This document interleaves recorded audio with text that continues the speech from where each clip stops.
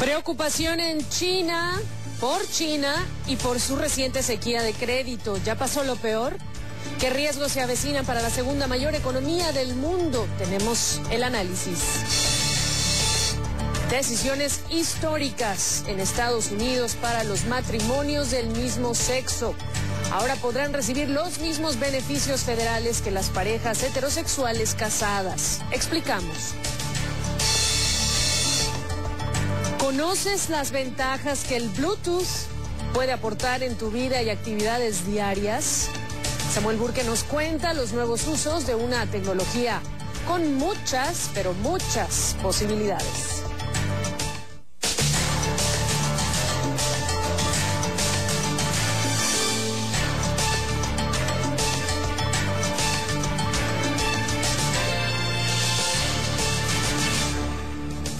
Hola, ¿qué tal? Gracias por estar con nosotros y bienvenidos a CNN Dinero. Les saluda Gabriela Frías. Mi compañero Xavier Serviá tiene el día libre. Comenzamos.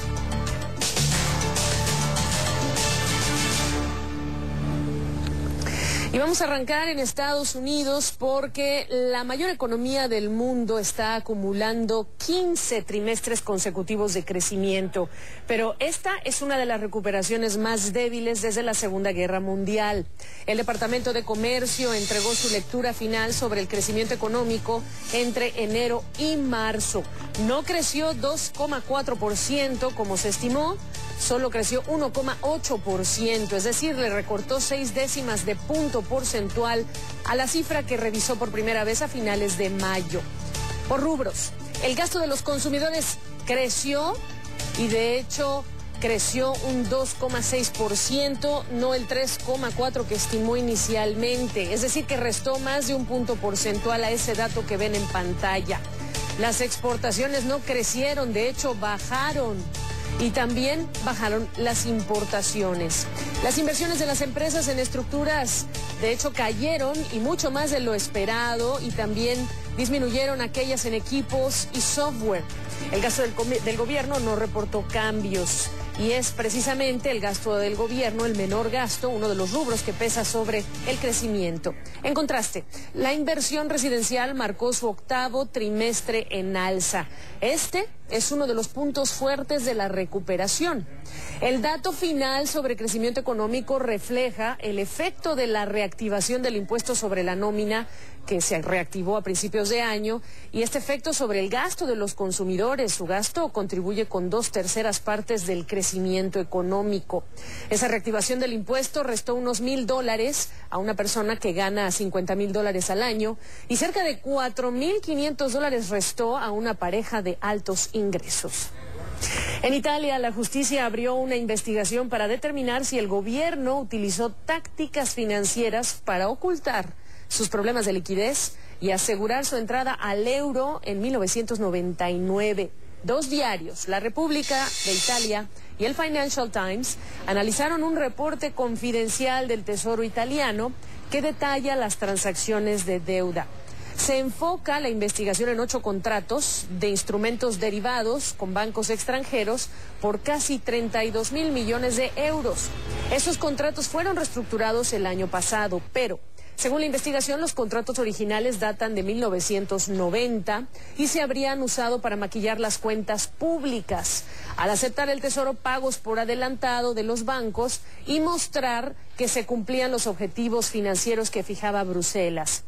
Mario Draghi, actual presidente del Banco Central Europeo, encabezaba el Tesoro italiano en esa época. Lo encabezó entre 1991 y 2002. Él ha instado a la prensa que consulte este tema con el Tesoro italiano. Según los diarios, con la reestructuración de estos instrumentos derivados en 2012, el Tesoro podría perder hasta 8,000 millones de euros, equivalentes al 0,5% del PIB italiano. El Tesoro italiano dice, sin embargo, que esos alegatos carecen de fundamento. Recordemos, en 1995, Italia tenía un déficit presupuestario del 7,7%. Eso es 1995. 1998, año clave de su adhesión al euro, ese déficit se había reducido al 2,7%.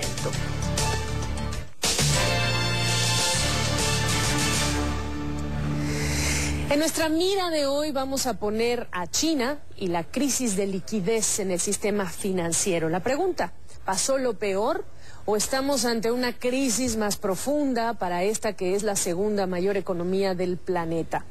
El pasado 20 de junio, la tasa de interés interbancaria en China marcó un récord histórico, más de 12% desde el 8% el día previo, un brusco aumento de 380 puntos base.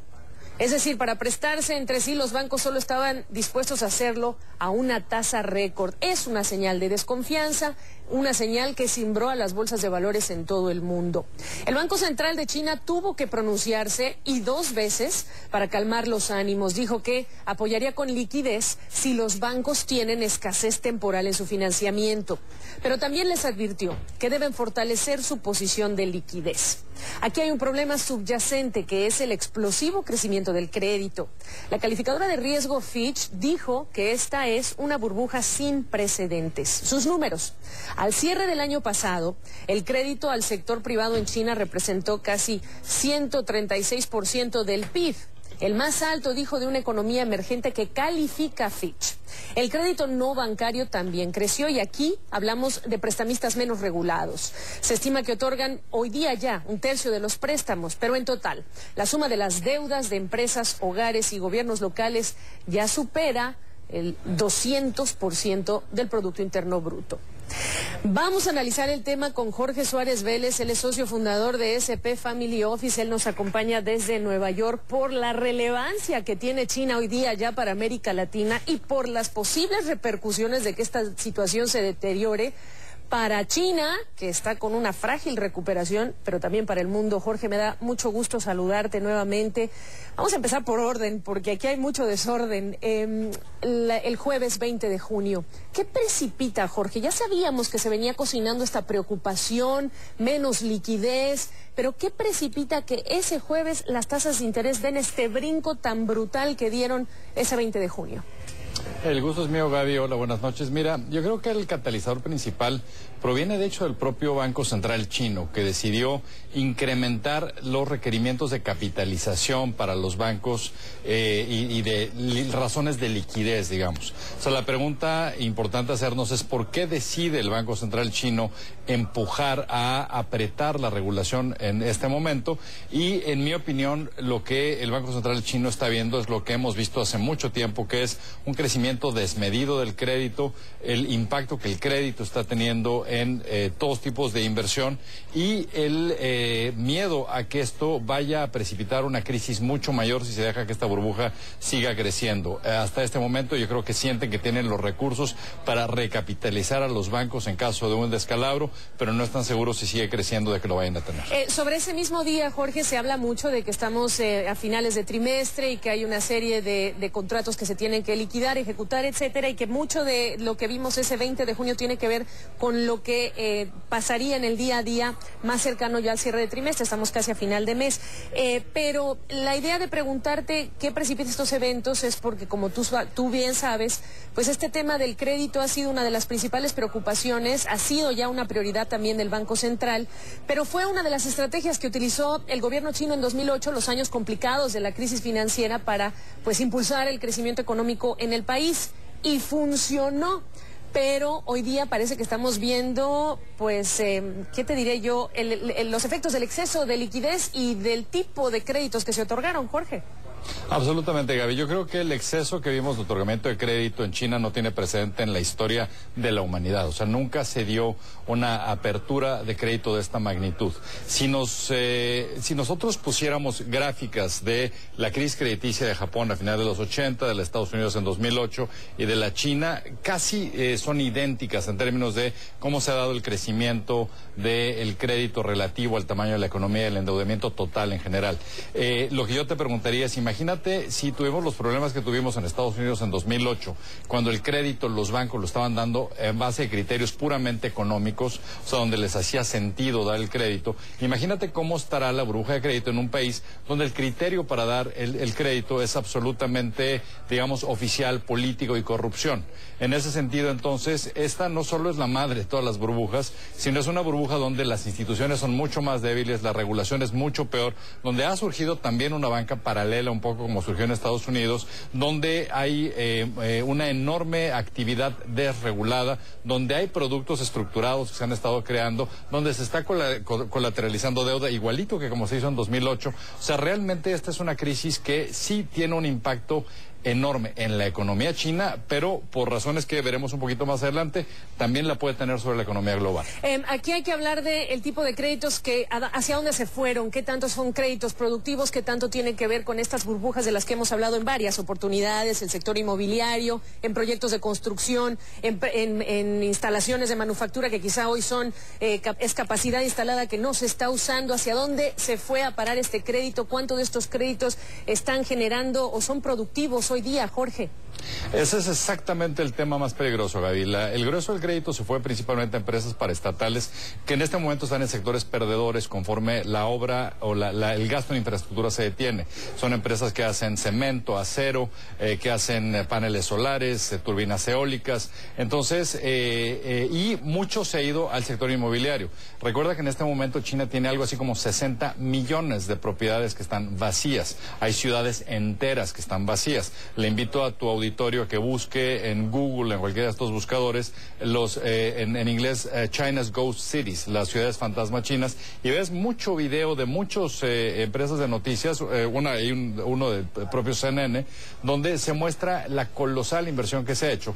Para que tú tengas una idea, el centro comercial más grande del mundo está en China. Este se abrió en el año 2005 y desde 2005 hasta ahora no ha logrado tener un nivel de ocupación de tiendas de más del 1%. O sea, imagínate, evidentemente, esta empresa, si estuviera en cualquier país normal, estaría quebrada. Lo que está ocurriendo en China es que le siguen prestando para que con el nuevo préstamo pague el anterior, y por eso cuando sacan la fotografía del sistema bancario chino te dicen solo tiene un 1% de cartera vencida.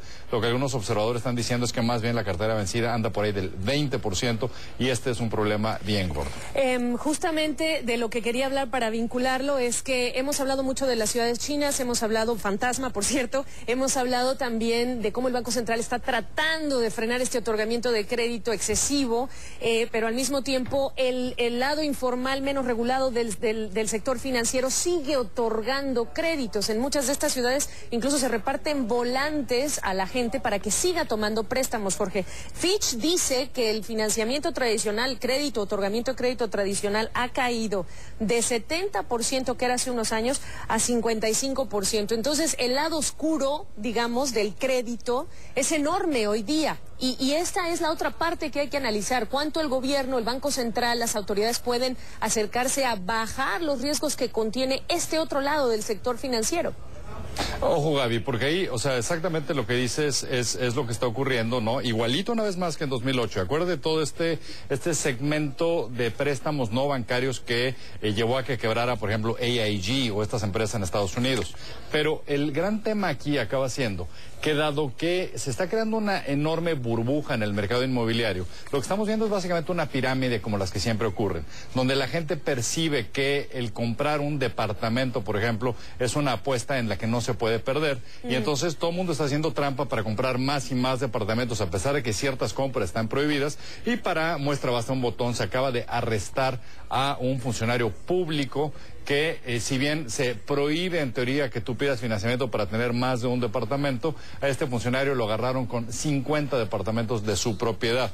Cuando reviente esa burbuja, porque siempre revientan las pirámides, lo que acaba pasando es que el precio de todos esos valores se va bajando y la gente de repente ve que su patrimonio es mucho menor de lo que pensaban, y ahí vienen los descalabros, tanto a nivel de consumo de la gente como a nivel de los bancos, que de repente tienen que empezar a reconocer que no pueden cobrar lo que prestaron para esos inmuebles. Ahora, estamos hablando de una economía que está en transición, estamos hablando de un experimento en este momento, depender menos de ese entorno global, ese músculo exportador, y mucho más de lo que sería una demanda local, una demanda que, por cierto, en un país donde en este momento pues la desigualdad está acrecentándose, Jorge, hay una caída en las exportaciones, hay una caída también en el tema de manufacturas. Entonces, en medio de esta transición cabe preguntarse ¿cuál va a ser la prioridad del Banco Central en este momento? ¿Debe restringir el crédito para contener esto que es más urgente y por lo tanto vamos a ver bancos caer?